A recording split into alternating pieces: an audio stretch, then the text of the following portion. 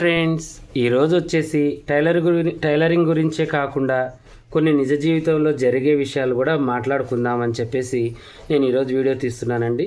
ఈరోజు ఏంటంటే నేను అతి ఎక్కువగా టెన్షన్ తీసుకున్న రోజు అండి. ఈరోజు ఒక తండ్రిగా ఒక తండ్రిగా బాధ్యత తీసుకున్న తర్వాత కొన్ని మూమెంట్స్లలో పిల్లల విషయాలలో చాలా ఆలోచనలు ఉంటాయి.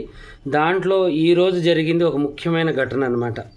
అదేంటి అంటే మీతో పంచుకోవాలి, నా ఫ్యామిలీ మెంబర్స్తో, నా కుటుంబ సభ్యులతో పంచుకోవాలని నేను ఒక మంచి మూమెంట్లో ఇటు ఆనందకరమైన విషయం, ఇటు కొంచెం భయపడుతూ ఆందోళనతో తీస్తున్న విషయం ఇది.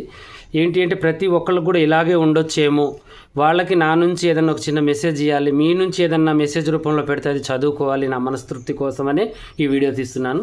మీ అందరికీ అర్థమయ్యే ఉంటుంది. ఈరోజు వచ్చేసి 10th క్లాస్ ఎగ్జామ్స్ స్టార్ట్ అయ్యాయండి. మా బాబు కూడా, పెద్ద బాబు తౌసిఫ్ అండి. మా బాబు మాకు ఫస్ట్ నా జీవితంలో నాకు ఏమీ ఇవ్వలేదు దేవుడా, నేను ఎటు లేని ఆనందంలో ఉన్నాను. నా జీవితంలో నాకు ఏమీ లేదు అనే ఒక ఆఖరి క్షణం. అంటే నాకు అంత అంధకారం అనమాట. డబ్బు లేదు, పని లేదు, చేతి నిండా తినడానికి తిండి లేదు, చాలా పేదరికం అనుభవించానండి నేను. అది చెప్తుంటేనే నాకు కళ్ళమటి నీళ్లు తిరుగుతున్నాయి. ఆ పేదరికంలో నుంచి నేను ఒక స్టెప్ ముందుకు వేసే టైంలో నాకు గాడ్ ఈజ్ గిఫ్ట్ అని పెద్ద గిఫ్ట్ లాగా నాకు నా పెద్ద కొడుకు పుట్టాడు. అప్పుడు నేను ఈ ప్రపంచాన్ని జయించినంత ఆనందం పుట్టింది నాకు. వాడు చూస్తూనే ఆ సంవత్సరాలన్నీ గడిచిపోయాయి.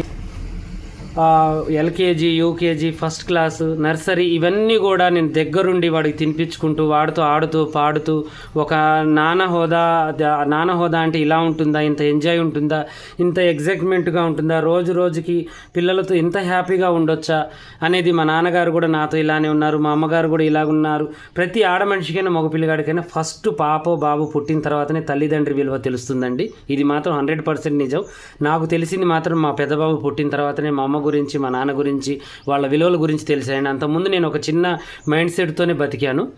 ఇక వాడు పుట్టిన తర్వాత అసలు జీవించాలి, నేను ఏదో ఒకటి చేయాలి, నేను ఏదో ఒకటి సాధించాలి అనేది నాకు ఫస్ట్ నా పెద్ద కొడుకుతోనే పుట్టిందండి.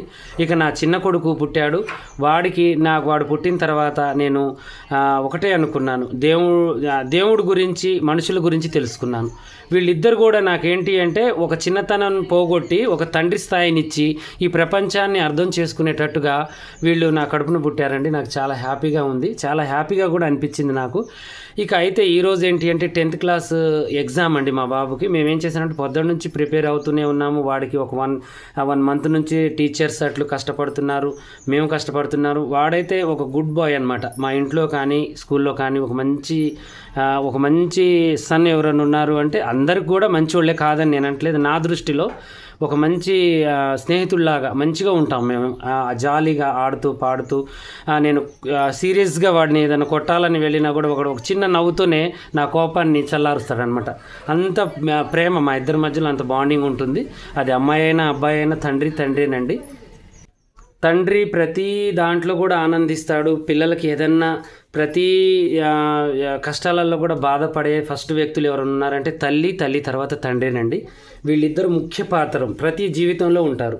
ఏ ప్రాణికైనా ప్రతి జీవితంలో ఉండవలసినవి తల్లి తండ్రి అనమాట. తల్లి ముఖ్య పాత్ర, తర్వాతకి సెకండ్ది ఏదైనా ఉంది అంటే తండ్రి అనమాట. వీళ్ళిద్దరి వల్ల ఎంతో నేర్చుకుంటారు ఆ పిల్లలు. ఇప్పుడు మనం కూడా మన తల్లిదండ్రుల నుంచి సంస్కారం, మర్యాద, మంచితనము అన్నీ కూడా ఎలా నేర్చుకున్నామో మన నుంచి కూడా మన పిల్లలు అవే నేర్చుకుంటారు. అదే మన సంస్కారం కాబట్టి మన సంస్కారం మన పిల్లలకి నేర్పాలి, మంచి చెడు. దాంతోపాటు ఈ 10th క్లాస్ ఎగ్జామ్ అనేది పెద్ద అగ్ని పరీక్ష అండి. పిల్లల కంటే ముందు తల్లిదండ్రికి పెద్ద అగ్ని పరీక్ష. అది రియల్గా నేను అనుభవించాను. నాకు ఎప్పుడైతే ఇక ఎగ్జామ్స్ దగ్గర అవుతున్నాయో ఇక నాకు ఒక భయం అనేది స్టార్ట్ అయింది. వాడు మంచిగానే చదువుతాడు, వాడు చదివింది, వాడు రాసేది, అది ఏదైనా నేను యాక్సెప్ట్ చేయగలుగుతాను. వాడు ఓడిపోయినా గెలిచినా కూడా యాక్సెప్ట్ చేసే మనస్తత్వం నాలో ఉంది ఒక తండ్రిగా. కాకపోతే ఏంటంటే ఒక రకమైన భయం. ఒక స్టెప్ వేస్తున్నారు పిల్లలు అంటే ఫస్ట్ నుంచి సెకండ్కి వచ్చేటప్పుడు, సెకండ్ నుంచి థర్డ్కి వచ్చేటప్పుడు, థర్డ్ నుంచి ఫోర్త్కి వచ్చేటప్పుడు అలా స్టెప్ బై స్టెప్ వాళ్ళకి బుక్స్ ఇప్పించుకుంటూ, వాళ్ళకి ప్రోత్సహించుకుంటూ, వాళ్ళకి ధైర్యం చెప్పుకుంటూ, ఇదంతా ఒక ఎత్తు అయితే 10th క్లాస్ ఎగ్జామ్ ఒక ఎత్తు అని నాకు ఈరోజే తెలిసిందండి. నాకంటే సీనియర్స్ కూడా ఉన్నారు చాలామంది, వాళ్ళు కూడా ఇలాగే కొంచెం టెన్షన్ తీసుకున్నాలే. నేనైతే 100% టెన్షన్ తీసుకున్నానండి. 3ంటికి లేచాను, ప్రార్థించుకున్నాను, బాగా వాడికి ధైర్యం చెప్పాను. అన్నీ కూడా నాకు చేతనైన వరకు నేను వాడికి చెప్పాను. వాడు కూడా చాలా ధైర్యంగా ఉన్నాడు.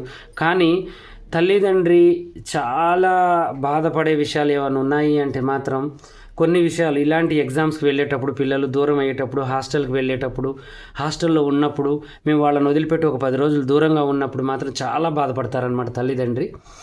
అలాగే ఈ ఎగ్జామ్ కూడా ఈరోజు స్టెప్ బై స్టెప్ వాళ్ళు వెళ్తూ ఉంటే నాకు ఒక రకమైన ఫీలింగ్ కలిగిందనమాట. బాబుకి ఎలా రాస్తాడో, ఏం రాస్తాడో, ఏంటో, వాడి పర్ఫార్మెన్స్ ఎలా ఉంటుందో, అక్కడ ఏముంటుందో అనే ఒక చిన్న టెన్షన్ అనమాట.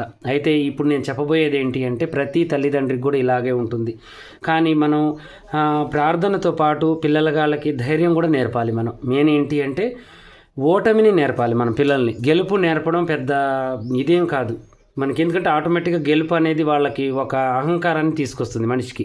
ఎవరైనా గెలుచుకుంటూ పోతుంటే అహంకారం కూడుతూ ఉంటుంది. అదే ఓటమి ఉందనుకోండి వాడి జీవితంలో, గెలుపుకు మళ్ళీ తొలిమెట్టు ఓటమి అవుతుందన్నమాట. అది నాకు తెలిసిన విషయం. నేను ఎన్నోసార్లు ఓడిపోయి గెలిచానండి నా జీవితంలో. ఇంత చిన్నతనంలోనే నేను చాలా చాలా జీవితాలు చూసి, నా జీవితంలో నాకు జరిగినవి కూడా కొన్ని నేను మీతో అప్పుడప్పుడు పంచుకుంటూ ఉంటాను. అలాగే పిల్లల్ని ఏంటి అంటే 10th క్లాస్ ఎగ్జామ్స్ చేసేటప్పుడు ఒక 10 రోజుల ముందు ఎప్పుడో తీయాల్సింది ఈ వీడియో నేను ఈరోజు తీస్తున్నాను. కానీ ఇప్పుడు కానీ జరిగిందో ఏదో కానీ ఫస్ట్ తల్లి పాపకైనా బాబుకైనా పక్కన నిలబడి మంచి ధైర్యాన్ని ఇవ్వాలి, గుండెకి హత్తుకోవాలి. ఇప్పుడు నువ్వు ఓటమిలోనైనా నేను ఉంటాను, నీకు గెలుపులోనైనా నేను ఉంటానని వాడి మనసులో క్లారిటీగా మైండ్లోకి తీసుకురావాలన్నమాట. అప్పుడు పిల్లలు దేన్నైనా జయిస్తారు, ఏదైనా కూడా వాళ్ళు చేయగలుగుతారనమాట. ఇంకోటి ఏంటి అంటే 10th క్లాస్ అయిన తర్వాత కొంతమంది ఏంటంటే సెన్సిటివ్ పిల్లలు ఉంటారు. ఎక్కువ మార్కులు రాకపోయినా, దేంట్లో సబ్జెక్ట్లో ఫెయిల్ అయినా కూడా ఏదైనా చేసినా సూసైడ్ చేసుకోవడం ఇలాంటివి ఏం జరుగుతాయంటే పేరెంట్స్ సపోర్ట్ సరిగ్గా లేకపోవడం వల్ల, వాళ్ళని పట్టించుకోకపోవడం వల్ల అని నేను అనుకుంటున్నాను. నాకు తెలిసి అయితే 100% మన జీవితాలు, మన పిల్లల జీవితాలు, నా జీవితం, నా పిల్లల జీవితాలు ఎలా ఉంటాయో తెలియదు, ఆ దేవుడు ఇచ్చే. కానీ మనం కొంచెం 100% శ్రద్ధ పెడతాము. ఏ తల్లిదండ్రికైనా స్వార్థం అనేది ఉండదు పిల్లల విషయంలో.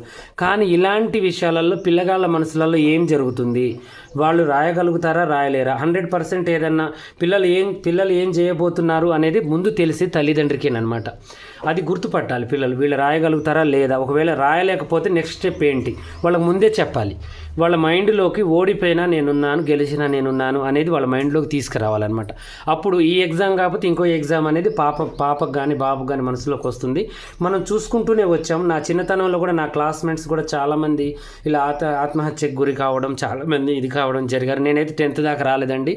మా పరిస్థితులు బాగలేక మేము 7th నేను క్లోజ్ చేశాను చదువుని. బిజినెస్ మీద ఇంట్రెస్ట్ పెట్టాను, అన్ని పనులు చేశాను. నేను అన్నిట్లలో కూడా నేను మంచిని చూసుకుంటూ మంచితోనే నేను ప్రయాణించాను. నా జీవితం ఇప్పుడు కూడా మంచిగానే ఉంది. ఇక ప్రతి తల్లిదండ్రికి నేను చేసిన కష్టం నా పిల్లగాడు చేయొద్దు అని అనుకుంటారు. కానీ నేనైతే అలా అనుకోలేదు. కొంచెం కష్టపడ్డా నా పిల్లగాడి జీవితం బాగుండాలి అనుకుంటాను. ఎందుకంటే నా జీవితం ఇప్పుడు బాగుంది, నేను ఒకప్పుడు కష్టపడ్డాను. అలాగే వాడికి కూడా తినగా ఆ రుచులు దొరుకుతాయి, ఆ రుచులకి వేరు టేస్టులు ఉంటాయి అనేది వాడికి కూడా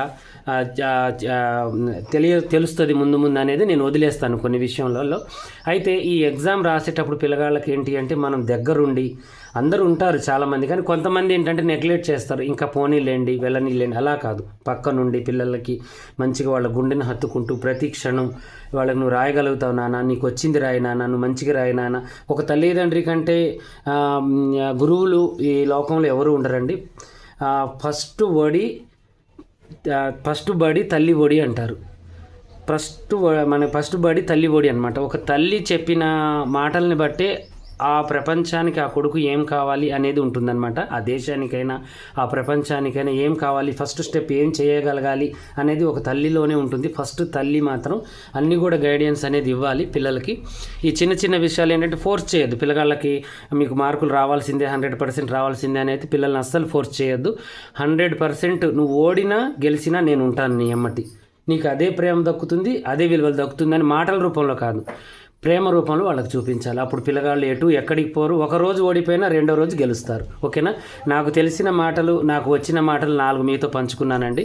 అలాగే అందరు తల్లిదండ్రులు కూడా మనస్ఫూర్తిగా అందరు పిల్లలు కూడా మంచిగా 10th పాస్ కావాలి, ఇలాంటి అగాధ్యాలకి దూరంగా ఉండాలి అని మనస్ఫూర్తిగా కోరుకుంటూ పవిత్రమైన రంజాన్ నెలలో నేను మనస్ఫూర్తిగా ప్రార్థించుకున్నాను. అందరి గురించి, నా పిల్లగాడి గురించి, మా వాడి గురించి కూడా మీరు అందరు కూడా ప్రార్థించాలని ఈ వీడియో తీస్తున్నాను.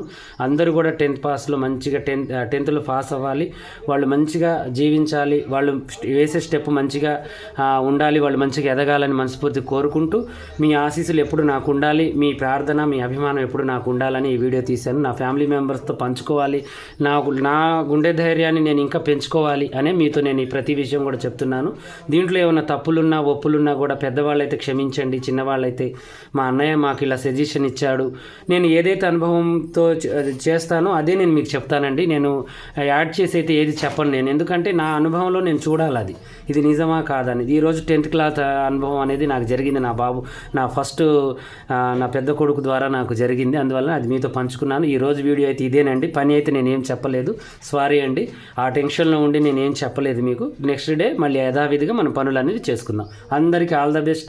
10th చదివే వాళ్ళకి, పేరెంట్స్కైనా పిల్లలకైనా నా మనస్ఫూర్తిగా ఎప్పుడు ప్రార్థిస్తున్నాను నేను. మీరందరూ కూడా మంచిగా ఉండాలి, అందరికి కూడా పిల్లలతో మంచిగా మెదలాలి, పిల్లలకు మంచి ధైర్యాన్ని ఇవ్వాలి, వాళ్ళు మంచిగా చదివి మంచి ర్యాంక్ కొట్టుకునేటట్టుగా మనం వాళ్ళకి అండగా నిలబడాలి. మీరు కూడా అలాగే నా పిల్లగాడి గురించి ప్రార్థించండి.